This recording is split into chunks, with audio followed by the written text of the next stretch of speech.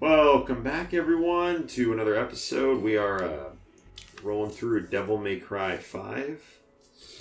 The thing I'll say is that I feel like for the complaints people have about video games now, it's definitely because I didn't go back to Devil May Cry 1 and play that one first. Yeah. I played Devil May Cry 5 because it was the newest one, and I knew it was going to be not stupid jank, and it was going to be really not dumb, you know?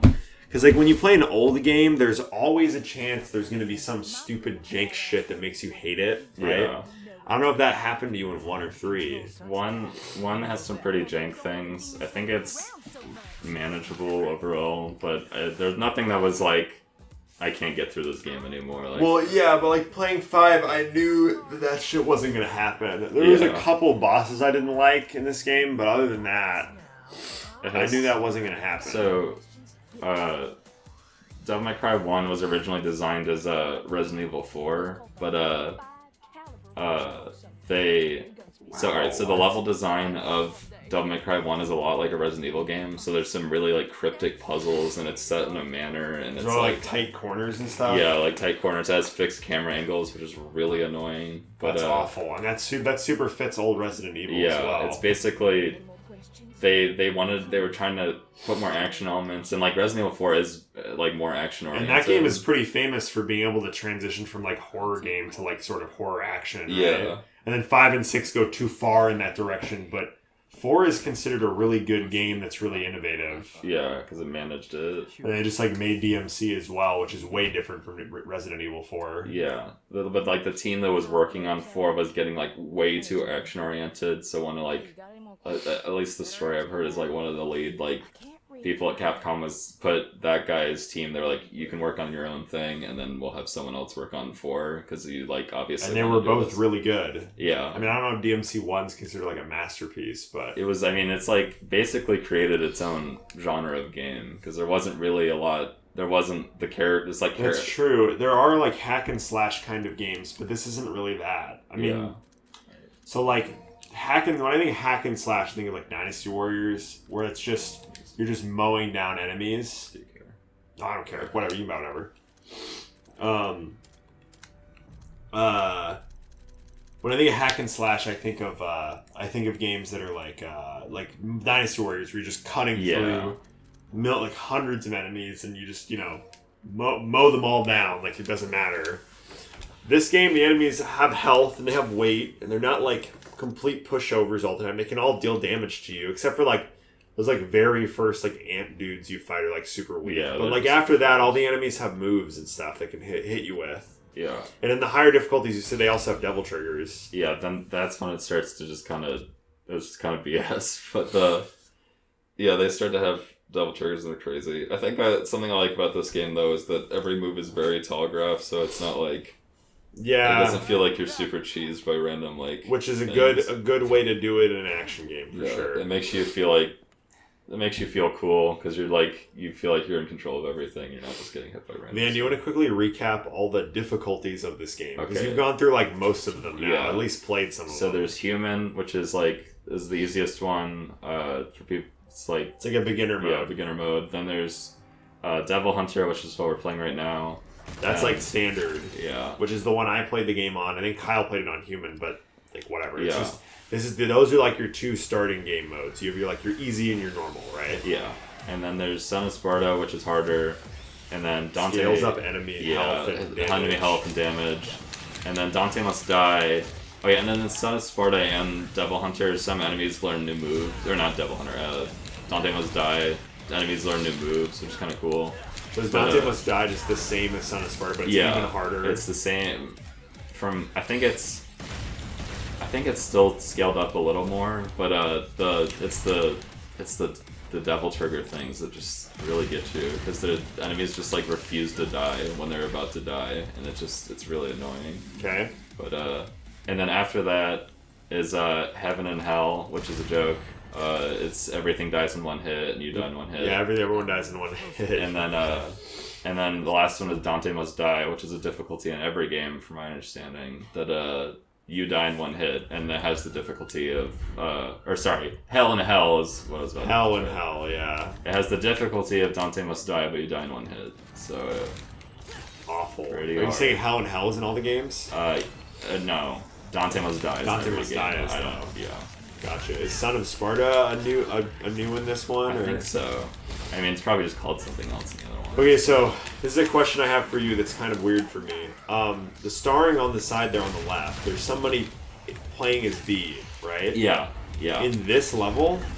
So how does so the starring only I'm gonna shut the window because of the construction. Okay. But the only way the starring made sense to me was there's this one level just called Three Warriors where you just fight as you choose Dante, Nero, or V, the 3 playable characters.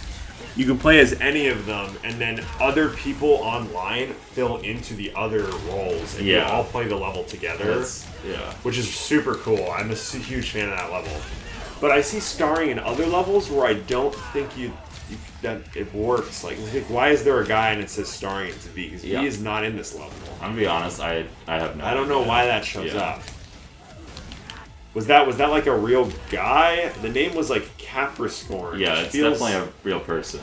Like that tag at least. I don't know if they're actually the V that's in the background or whatever, but Because V. There's no V mission that's going on when this is happening. yeah, At you least... saw him in the background near the cargo freights or whatever, but into the cargo containers, like he was over there. But I don't know if it's like that guy's gameplay or if it's just I don't really understand how it works. No idea. Yeah. I turned the online off pretty early on because it made my game run smoother. But yeah, that actually. So what's weird is it runs perfectly on this computer. There was one session I had, like one mission that ran really badly. I was getting weird frame drops. I don't know why. I'm trying to remember. It was toward the end of the game, but after that, I like restarted the computer. I made sure my graphics drivers were good, and it just like didn't happen anymore. But it happened like once. Weird. So those ones you gotta shoot them before you can sling on them. yeah, they're kind of like an underutilized mechanic. No, yeah, it's like one of those mechanics that just like doesn't matter. Yeah, but they look cool when you do it the first time. Did I tell you? So we had our recording session, not like cut short, but man, we had to take Max home like in the middle of it last week. So I was like in the car, and you're gonna see this in the start of the 19th episode or like 20th of Call of Duty Ghosts or something. I was waiting to tell Jonah something in the car. I was like, Jonah, I have something funny to tell you, but I'm gonna wait till we start recording again before I do. And it was that. Do you remember that article about the dude who spent 8 years making the Princess Peach sex game? Nintendo was like, nope, no more of that. And he was like, I would rather die than give up my art. And it was like, oh my god. That's kind of scary. I remember there's a Polygon article about that. That's where we saw it. And he in the Polygon article, he's like, Princess Peach can have sex with a Goomba or other Mario enemies. And it's like, what? Do you need to tell us that? Like, did we need to know that? Are you trying to spread awareness for the game or whatever? Like, what? Look, man, you stay on Newgrounds, you're fine. I think. Maybe. I don't know. Yeah, they don't. Newgrounds in 2020, I don't know anymore. Newgrounds, I had one friend as a kid that liked Newgrounds, so occasionally I'd play Flash games on there. And I want to say I watched a little bit of Flash animation on there, but not much. Like, not very much. I don't remember finding porn on Newgrounds, like, ever. It's pretty big on there, from my understanding. From my understanding, that's what it is used for now. But, I just played Flash games, too, and, like, they're in Congregate, but, yeah. And, like, Armored games. We used this site called Ancon Arcade, which was, like, a little bit smaller in scope than a lot of those other sites, in terms of the number of games it had. Because Armor Games had, like, everything. Yeah. It was, like, the biggest Flash game site ever. But, my parents thought that game gave our computer a virus. No, that's not why our computer, like, that's not why some of our old laptops died because of viruses. It was because, like, people were clicking on things they shouldn't have been clicking on. Maybe it was me, maybe it was ads on that site, but the site itself was not malicious. I was like 90% sure. I don't know. Nero's cool. His wings are pretty cool. There we go. This is like the coolest one in the game. Oh, that was pretty rad. And you got both of them in there, too. Yeah. I remember thinking these enemies are really annoying because they have, like, a no stun thing where they'll just, like, sweep around and, like, can't stop them. Yeah, that's... You have to, like, parry it, but I'm pretty bad at the timing with parrying. I think I did it earlier, but yeah, you know what I'm talking about, though. Yeah, they, like... Yeah, there's a period of time where you can't stun them at all, and it's super annoying. That's rad. That's rad. We go. Time to walk up the stairs. There's a secret thing up there. You ever think about stairs in video games? How video game characters just like step over like 10 of them at a time because they're all like tiny and characters are like big. There, the scaling for that wasn't that bad, but yes, the funny scissors enemy. When this enemy first shows up, I actually just thought it was a boss. Yeah, that's fair. Because it just like death scissors, like God, scary. The first area you fight one of them is pretty creepy. It's just like the library. Oh yeah, I think it's right. It's this room. Yeah, it's this next room. This is the first one you battle. Yeah. They're in the first game and the third game. Oh, okay. They're like a staple. But as far as enemies go, are most of these enemies original to this game? The Impusas are like the ant things, and most of them are. So these guys, you just kind of wail on until his scissors break. Yeah, there's a way to like.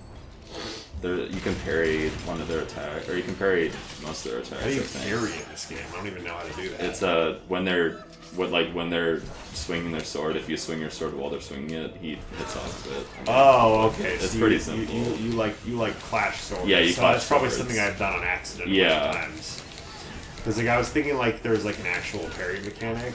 Like of course Sekiro, my favorite game or whatever. Just look at that book. Oh, okay. Nice photo. Nice picture. And then Dante, if you shoot his shotgun at the right time, they just die. Like it's like when they have their really? Yeah, it's pretty cool. Dante just has the regular gun and like the pistol or whatever, and he has like a shotgun, right? Yeah. It's like slower. Are there more than one of them? You just killed one, is there another one? Yeah, there's another one. Oh, big yawn. I gotta say, oh shit. Oh, no, come on. There you go. Dan, what if someone tried to backseat you while you're playing this? Honestly, oftentimes when we're streaming games in Discord, people will watch streams and they'll like backseat, tell people what to do. It happens in Hearthstone the most. But someone tried to backseat you on this or like me on how to play Sekiro or whatever, I would just not be having any of that jazz at all. That just because that's not like a.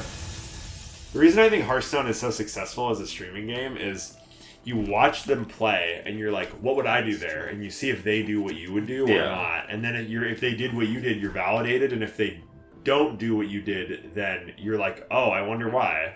Like, I wonder why they made a different play than me. It's like a bunch of like careful decisions that you can see, and like you can see like in this, it's just like I'm doing a bunch of stuff. So like, the thing about regular constructed Hearthstone is that I honestly, to this day, never really know if I'm like playing optimally because the grandmaster players in Hearthstone are like so crazy good at the game. Mm.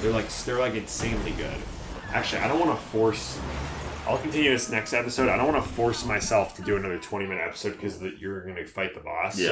We'll fight the boss next time on Ben's Play. We'll see you guys later.